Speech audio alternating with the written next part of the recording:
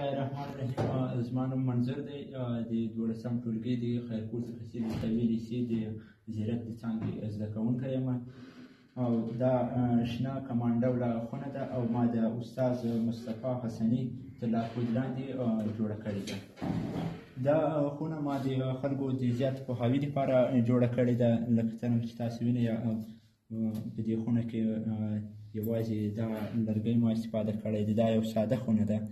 دا لرګی مې استعمال کړی، پلاستیک استعمال شوی، که څه هم دا د برق سیسټم ما استعمال کړی دا خو په اصلي خونو کې ترسره کېږي، خو ما د خلکو د پوهاوي لپاره په دې ساده خونه کې هم ترسره کړی دا د برق سیسټم.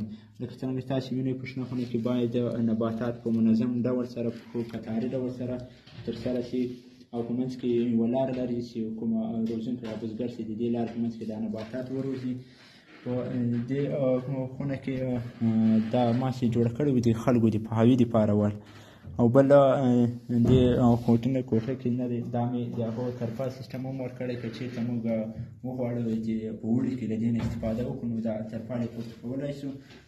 بل کوم دا برق سیسټم چې ما کې هغه سړی چې جوړ کړی دی دا په دې خاطر باندې هم جوړ شوی ده چې کله کوم وخت د لمر روښنایي کمه وي یا وریځ وي یا د کوم بل ستونزې له کبله هغه وي او نباتات زیاتې روښنایي ته ضرورت لري، نو په دې خاطر باندې موږ دې کې ګروپان استعمال کولی، ګروپان لګولی شو تر څو نبات